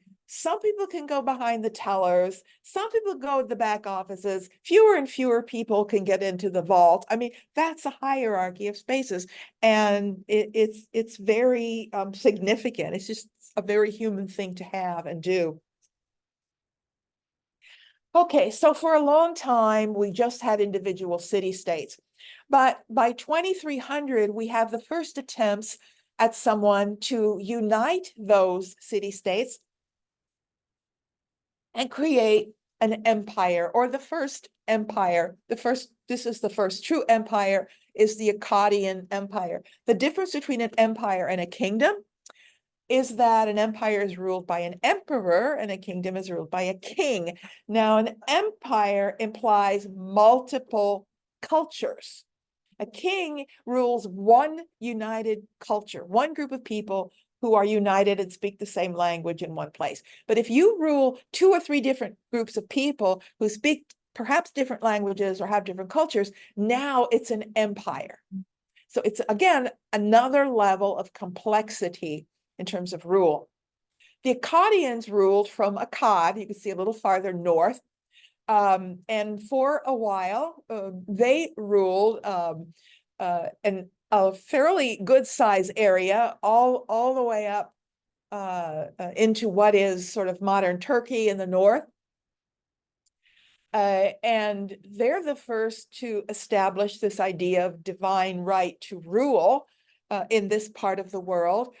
And one of my favorite pieces from the Near East is this beautiful stele. It's in the Louvre. I've seen this. It's tall. It's over life size, and it's a stele. A stele is a stone slab. That's all that means. Stone slab. And we're going to see different kinds of stelae. Some are funerary. And this is not, this is a victory stele. A victory steles are very common. They commemorate a victory, as the name would suggest. Now, this is the stele of Naram Sin. I put that figure on the right to show you, this is the head, bronze head of an Akkadian ruler. And you still see now, 1,000 years later, he still has the very stylized, abstracted beard. His eyes would have been inset. They've been broken out. They would have been probably shell inserts, so they look more like real eyes. That's why once they're broken, they're sort of like glass eyes, they would have looked like. But I just wanted you to see the similarity of the beards and the look. What we've got here is a battle. It's a very specific victory. We know when Naram Sin, who is the son of Sargon II, very, very powerful emperor in this part of the world, defeated the Lululi people in the Zagros Mountains. And the Zagros Mountains are a little closer to Iran. They're sort of in the south and the east of what Akkad was at that time. Let's look at some details. Here we see Naram Sin himself. It's a mountain, and they're climbing up the mountain. In the sky, for some reason, my name is right here, and I can't get rid of that. I don't think I can. Yes, I can. Yay. Should have thought of that before. Let me put that down here out of the way somewhere. There were really 3, those are suns. They had 3 sun gods. One's kind of broken at the top, but there were 3 suns in the sky. And this is a mountain. He's climbing the mountain. He's wearing a helmet. Notice this helmet that has 2 horns on it, horns on either side. That actually identifies him as a god. There's a well-known symbol of helmet in this part of the world that was always shown with the gods. It's beautiful. Yeah. We can't draw any better today, or Well, act any better. Well, I think we can be more naturalistic and realistic, but they weren't trying to do that. We'll talk about the style in a minute. One thing that is clear, even though we can't see it too awfully well, he is clearly much, much bigger than everyone else. So we're seeing that hierarchical scale that we saw in Egypt is still playing out here. All the other soldier figures are much, much smaller. One What thing, does he have in his left arm? he's holding 3 different weapons. He's the left arm, there's a bow and arrow, and there's a spear and some kind of sword. It's, you can see the bow and arrow, that's the tall thing that's got a kind of cord around it. So he's holding 3 different weapons. There's an axe. I've never been able to see it, even in better views of it. I can't see an axe, but I could see the bow and arrow and spear and other things. So he's clearly the biggest. He's the most powerful figure. When you see these fallen enemies here that he's defeated, you can see that they're in all kinds of dynamic positions. Let me see if I can get this. Here's another view where you can see the fallen enemies. They're from all different angles. They do not, in general, follow the Egyptian composite view. Narmer, to some extent, is in that view. You're seeing him frontally from the waist up and profile from the waist down, but none of the other figures are in that view. But the most important difference becomes evident when we compare it to the Egyptian stele that we saw before, that palette of Narmer, which is much smaller. It's 2 foot high, where the Akkadian Naram Sin is like over 6.5 foot. So, and it sits still. It doesn't have 2 sides to it. But you can see how orderly the Egyptian piece is. Every register is clear. Every figure has a ground line. It's a structure, where the Akkadian piece is very dynamic. There's a lot of movement. There are diagonals going up the side of the mountain. There's a lot of energy there, people at all different angles. I mean, in comparison to them, each other, they're really quite different. This is a good example, again, of the power of line. I mentioned this before, that, horizontal lines are very, very stable. Vertical lines suggest stability, but alertness. In other words, horizontal lines, because when we sleep, we lie down, we're immobile and passive. Horizontal lines suggest passivity. They're stable and they're unmoving. This comes from the fact that we are bipedal beings that walk upright. So we have these associations. Vertical forms are like a person stands up. Okay, so now I'm alert. I'm not quite as passive, but they also don't suggest movement or motion.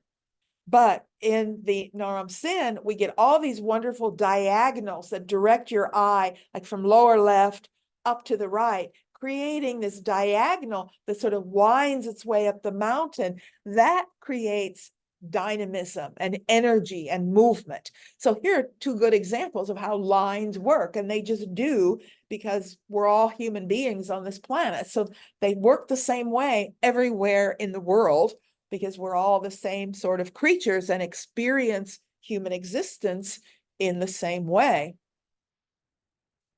The Assyrians, now we're jumping down another 1,000 years to when another group of people called the Assyrians, who rule from Ashur right here, which is why they're called the Assyrians, Ashur right here in the middle, Ashurians or Assyrians. They actually managed to control Egypt briefly during the New Kingdom. This is much later, after 1000, they managed to control Egypt. Not many people could conquer Egypt. So it shows you that Egypt, in the late period is not what it had been before. They conquered everybody up into southern Turkey, the Hittites, Medes, Scythians, Neo-Babylonians, and briefly the Egyptians. Assyrian art just speaks of power. They were very brutal people. They had, a reputation for warfare and brutality. And I want to show you some examples of these figures that we call Lamassu figures or guardian figures. And you find them on Assyrian gateways, entranceways to palaces, etc. The upper one is called the Hittite Lion Gate. It's from southern Turkey. Anatolia is another name for what we call modern Turkey. You can't really see the figures very well. They're roughly carved lions on either side of a gateway. The one on the bottom is from Iraq today, modern Iraq, is Citadel of Sargon II. And this is the origin of this idea of the guardian animals that we've all seen a million times on either side of entranceways, doorways, gateways. You know, the lions at the Art Institute of Chicago. I mean, they all come from this same tradition. But let's look at the style of these figures. These are two different ones, but they are not freestanding sculpture, but because they guard a gateway, they're kind of built into the wall. So technically, they're kind of very deeply carved relief sculpture because they are still attached to a surface. They're made up of three different animals, human head, and that they are the symbol of the ruling king. They symbolize his power. They're not meant to be an image of the king, but they symbolize the power of the king. The wings of an eagle, they all will have the eagle wings. And then the body is either a bull or a lion. And it's hard to tell which because the bodies will be carved to look identical. The only way you can tell whether they mean it to be a bull or a lion is to look at the feet.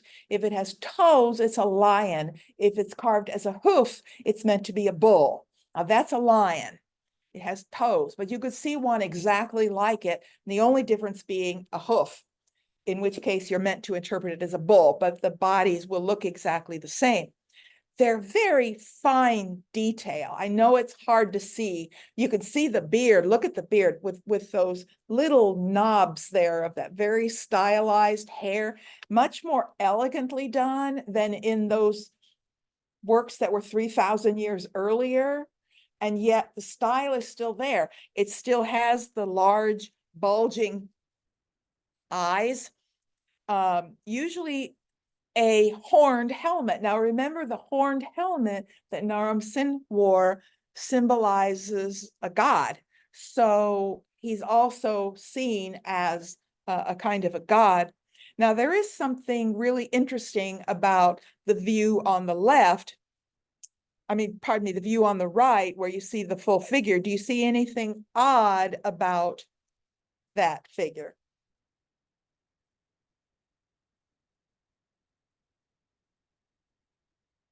Count his legs.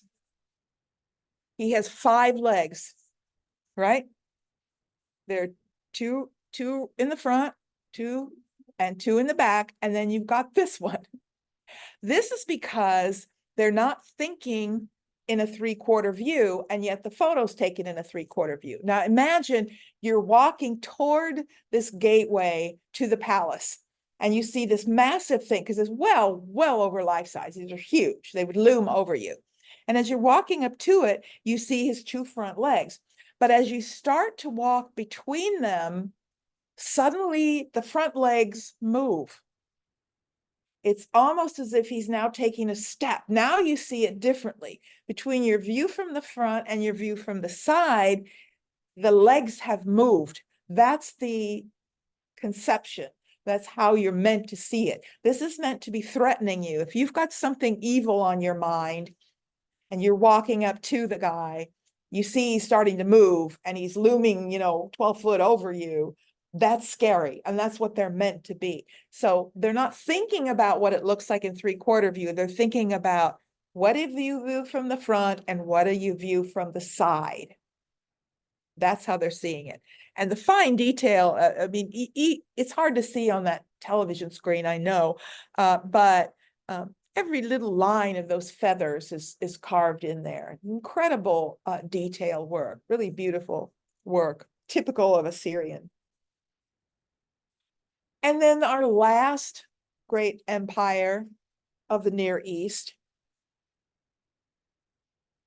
the biggest of all, And the latest of all is the Great Persian Empire, which not only extends outside of Sumeria, but reaches all the way over to India and well up into what is Russia today, massive. Of course, includes Egypt, all of Turkey. And as we will see later, we'll attempt to move westward into Greece, because this is Greece. This is 500 BCE. This is exactly the same time that classical Greece is at its height. So we'll come back to the conflict that happens right in here a little bit later. But Persia, the Persian Empire, centered in Parsa is their name for the city. The Greeks called it Persepolis. That's a Greek name. Today, the capital is just known as Persepolis. We use the Greek names for so much in the ancient world because they just named everything. It's how we know it. Now, this was a real empire. There were 27 different nation states that were part of this Persian Empire, speaking many different languages. It was a complexity the world had never seen before at this time. Really founding the great dynasty, the Achaemenid dynasty, founded by Cyrus the Great, was continued. This is basically the ancestors of modern Iran. Modern Iraqis consider themselves descendants of the Assyrian Empire. They identify, modern Iraqis identify with the Assyrian Empire. Modern Iranians identify with the Persian Empire. And so that's why there's always been so much conflict between Iraq and Iran, because they're still playing out the old Assyrian-Persian conflict from thousands of years ago to a great extent. And it actually comes up once in a while as well. But I just want to look at the remains of the great palace at Persepolis, because it was a massive structure. In fact, you know, the last Shah of Iran, he claimed to be a direct descendant of Cyrus. They claimed it was still the Achaemenid dynasty from 500 BCE. Whether it was or not, I don't know that anybody knows, but they certainly claimed that. So this is what remains. It's built in different stages. This early part, this is the a palace of Darius the First, who built most of this. His son Xerxes adds on and builds all of the rest of this.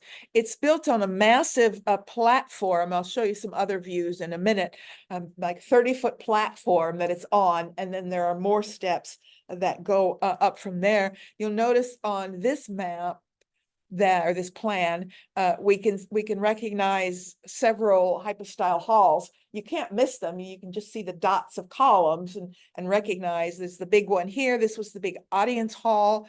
There's another throne room over here. These are all hypostyle halls. And this is what we have left today, enough to see what it was, just fields and fields of columns. What is most interesting, I think, is the sculpture, because there were since there were several different platforms, there were a lot of great staircases, and all along the walls of the staircases, in the rooms, going down the halls, are just hundreds and hundreds of these relief sculptures of figures, various figures marching along the walls.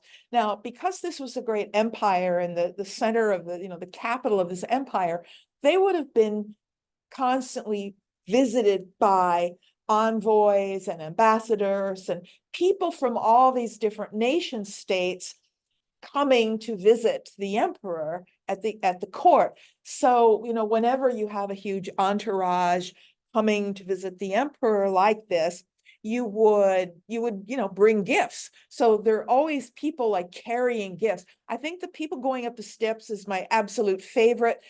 They're like about life size. You can see them literally walking up the steps. So if you were part of a big entourage, you would be following with them. You're walking up the steps, and alongside of you are all the other people walking up the steps and down the hallways.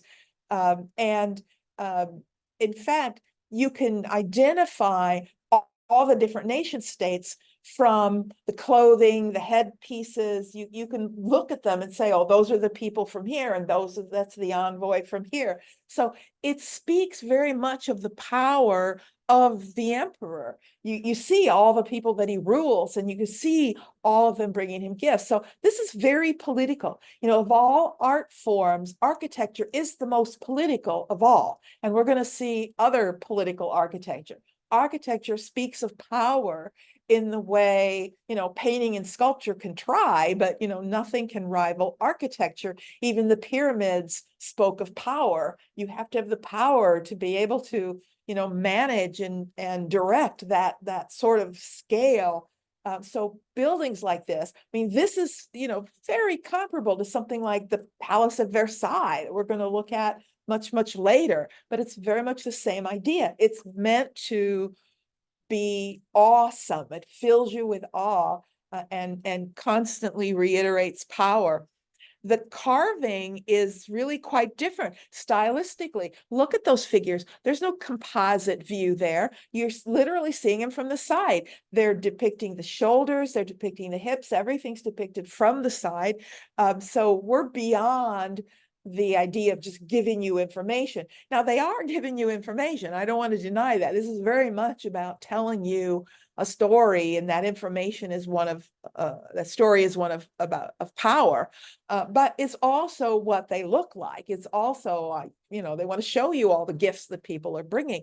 So we're moving into sort of a very different type of art. We've jumped down 3,000 years, so we shouldn't be surprised that it's going to change a little bit over the period. And you know, sort of at the end of the procession, you come to this really beautiful scene where you have the emperor Darius, who is seated, and behind him is his son Xerxes. Now, there is clearly still hierarchical scale here. If Darius stood up, he would be taller than his son, but his son is taller than everyone around him.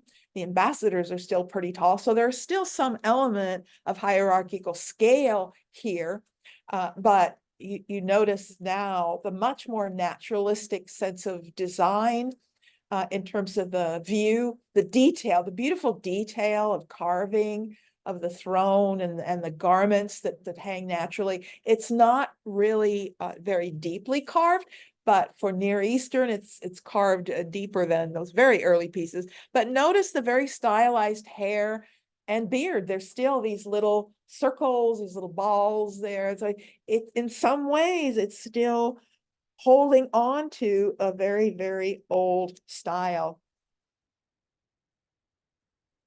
Before I move past the Middle East, because I'm going to do just a little introduction now into the ancestors of the Greeks. But before I do that, does anyone have any questions or anything about Near Eastern art? I know it's kind of hard to communicate here, but make a note to yourself too, and we can talk about it next week. Hopefully we'll have heat next week and can do this a little bit better than we're doing it today. So anyway, I will go on then, and we will do a little bit of introduction to, now we're going to talk about some other people also overlapping with Egypt and the Near East. So we're not leaving them behind. We're still in that time frame. So at the same time, during this Bronze Age, from around 3000 to 1200 or so, we are talking about overlapping cultures. You've got Egypt going on, you've got the Near East going on, and there were also cultures in the Mediterranean, on the islands, and even people on the mainland. And that's what I want to talk about, is these are the ancestors of the Greeks. Terminology. Hellas is the name of Greece, right? Greeks call their country Hellas. They call themselves Hellenes. So when we talk about Helladic or Hellenic or Hellenistic culture, we're talking about Greek culture, and we divide it into three. Right now, we're only going to talk about Helladic culture. Helladic culture is the early pre-Greek, but it is the ancestors of the Greek, and some of them spoke a variation of what will be Greek. But we're going to talk, we'll come back later. The Hellenic, those are the true Greeks. We'll get to them later. Right now, we're just going to be dealing with the ancestors, and we're going to be dealing with the Bronze Age. Before we do that, I do want to say something about what makes someone Greek. In the ancient world, your identity was, especially in the world we're talking about now, as we move into the Greek world, your identity is rooted solely in language. You were Greek if you spoke Greek. Our sense of identity, having to do with something we invented called race, did not exist in the ancient world. Nor did the idea that your identity was rooted in skin color or anything else like that. It wasn't. Ethnicity is about language, and that's going to come up again more and more. The earliest cultures we find existed on the islands that are known as the Cyclades.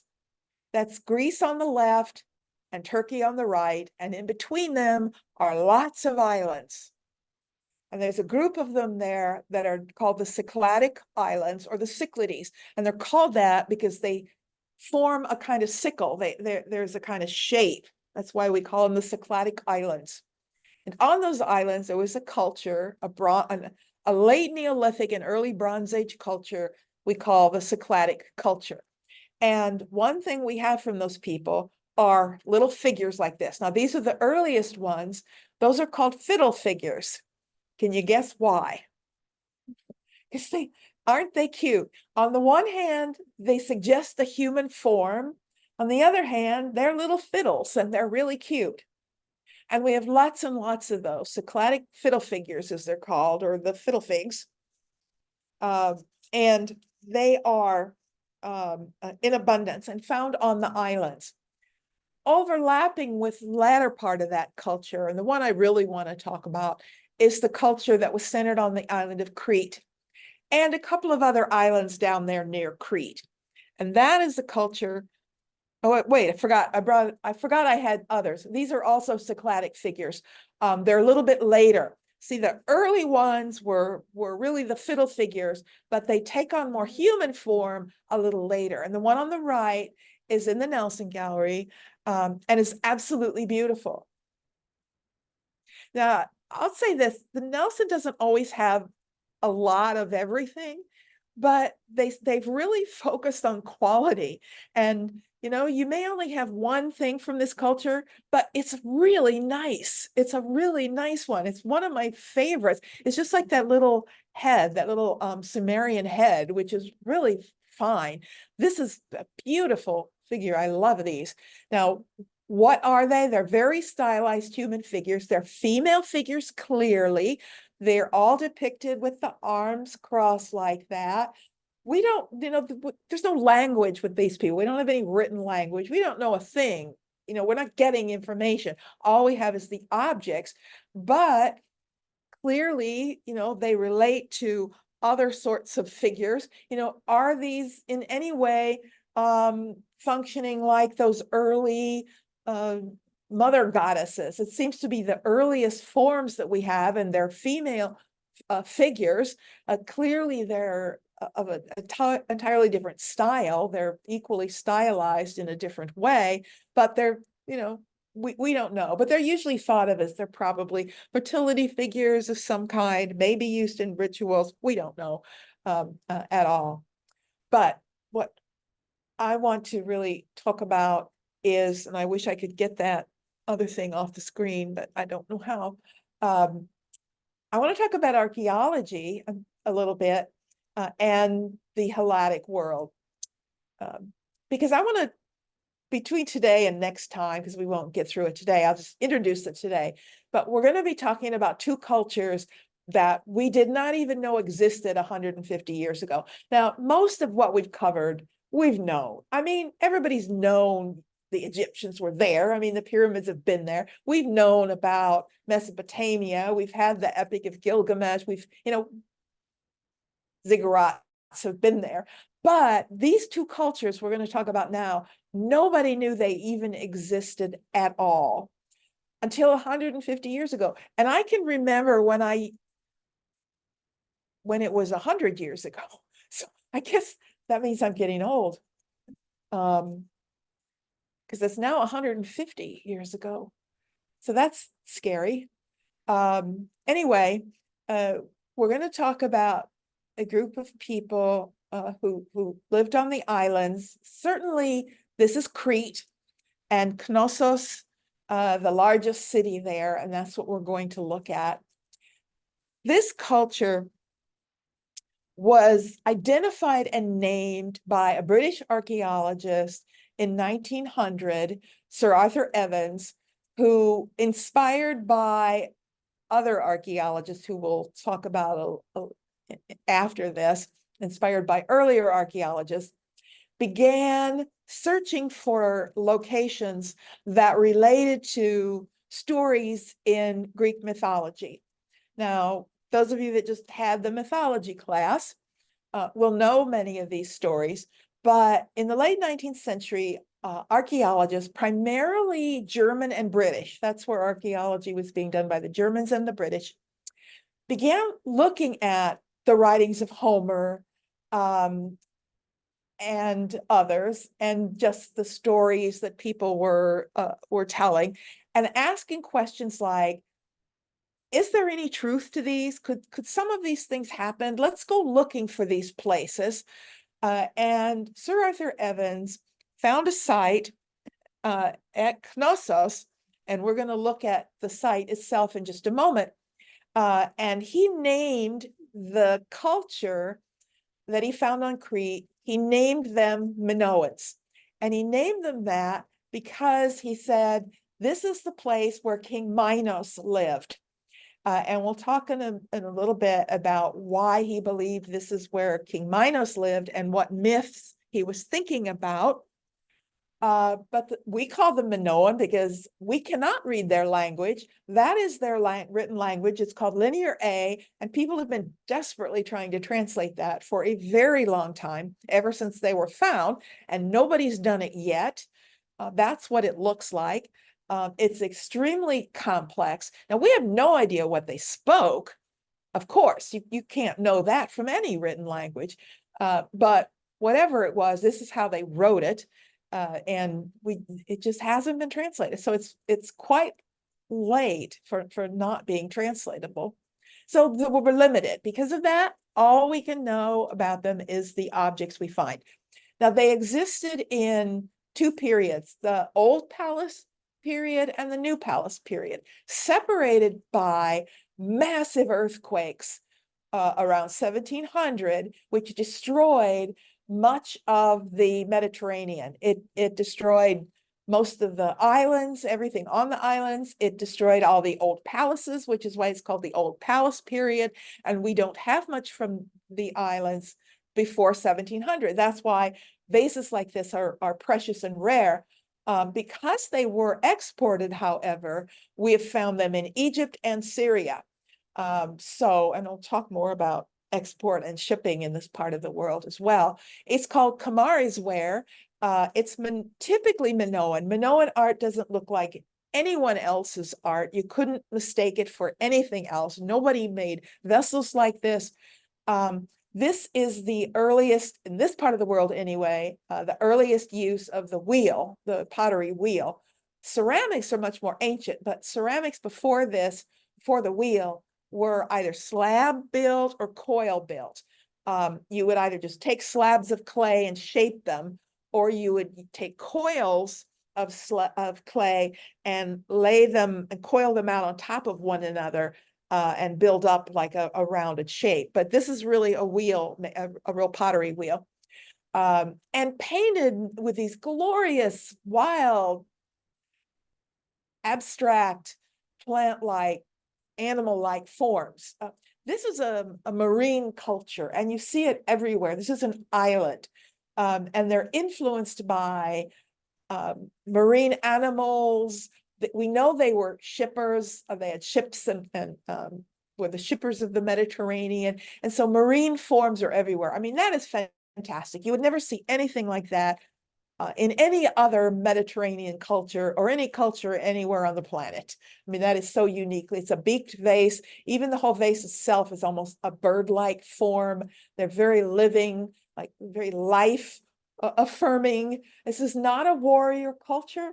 There's no imagery of warfare or weaponry. It's not that kind of culture. It's different from everywhere else. How did the Minoans manage to not be, the warrior culture? I think their secret was in the fact that, first of all, they were much more advanced than any culture around them, as we'll see when we look at the architecture. But they were also the most important shippers in the Mediterranean. And there is evidence that they were important to everyone. Everyone needed Minoan shipping to survive because there is trade all over the Mediterranean. And that's evident very early on. And I think that's why nobody messed with them, at least not for a while. Somebody did eventually, but for a long time, they were very peaceful people because they found a niche for themselves. But the site that Evans found and decided was the palace of King Minos is this site at Knossos. Now, King Minos, remember King Minos? If you remember the mythology of Crete, Crete was a place where it wasn't Greek in Greek mythology. It was a place settled by people from Phoenicia.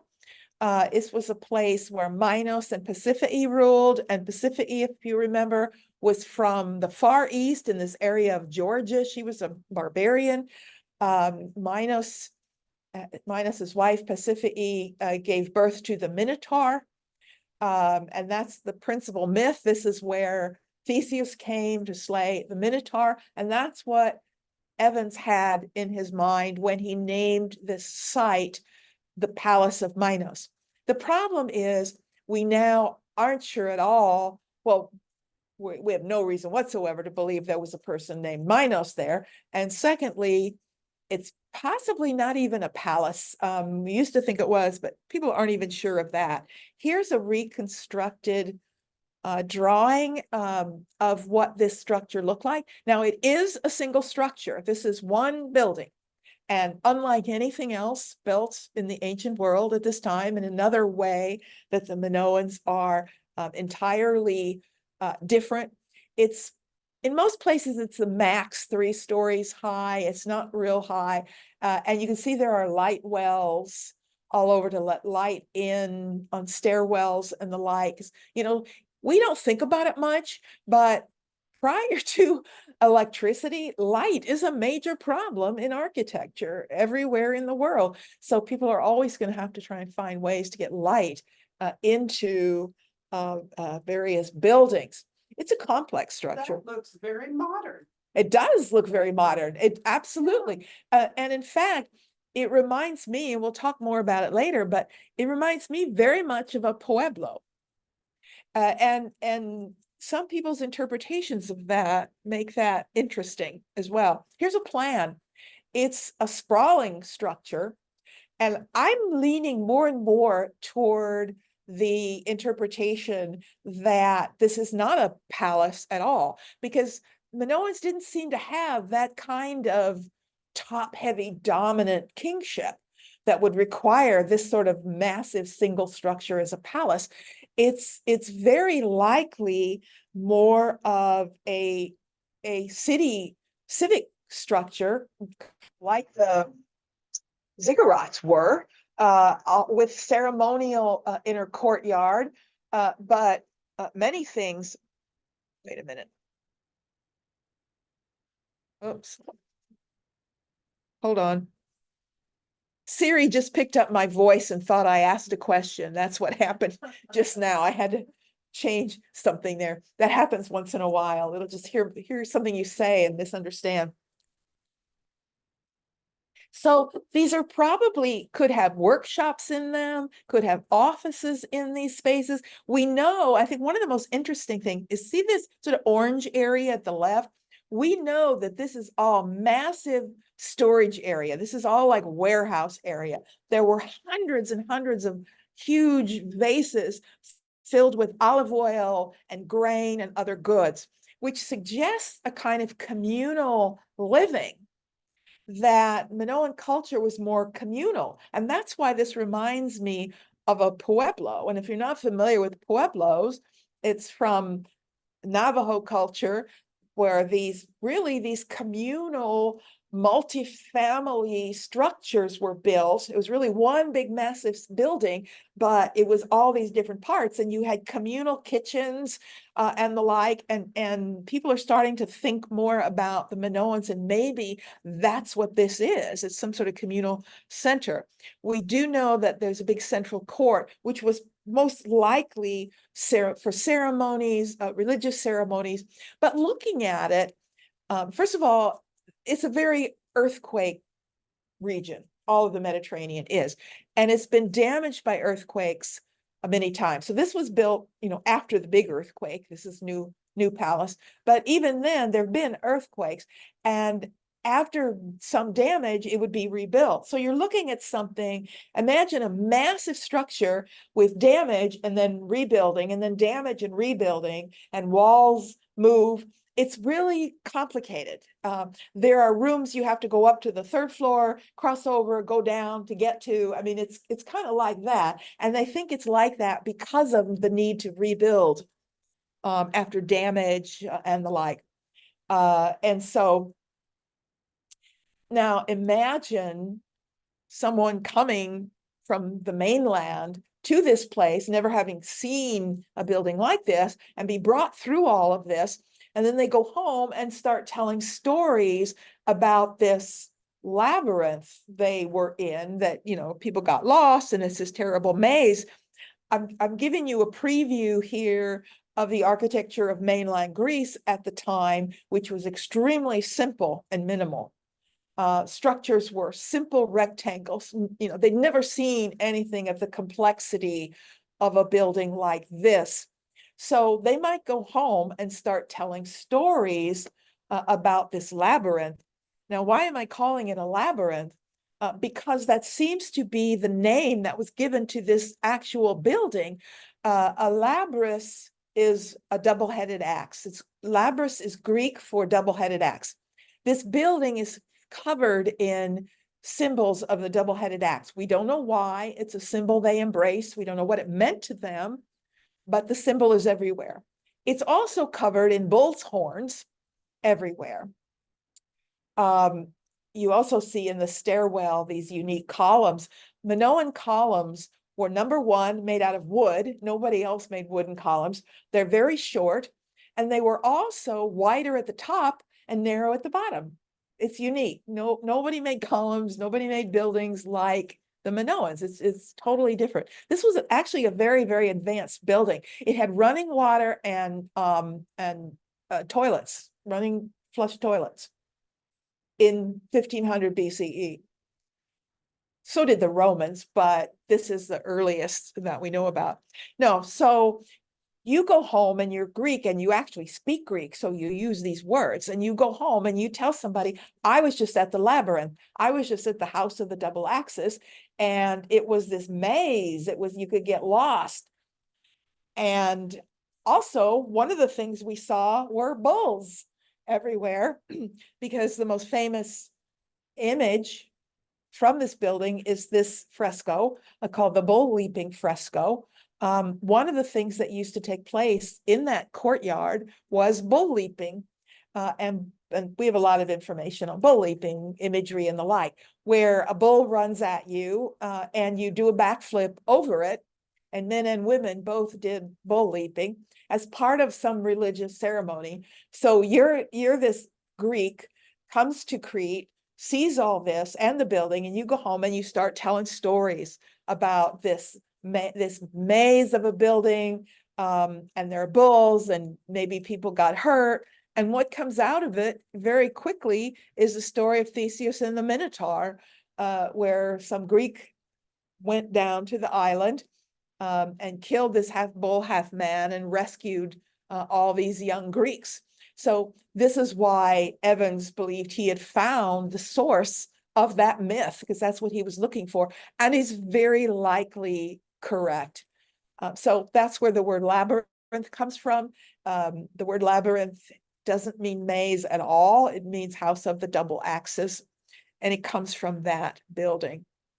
So we'll stop there for today, because what we're going to do next time is start with these people on the mainland, the people who came down to Crete and discovered these non-Greek speaking people. Their language, we know they weren't speaking Greek at this time. Crete today is all Greek, but at that time, they were not Greeks. And so that's what makes that written language so difficult to decipher, because it's not Greek. Does anybody have any questions, comments about anything?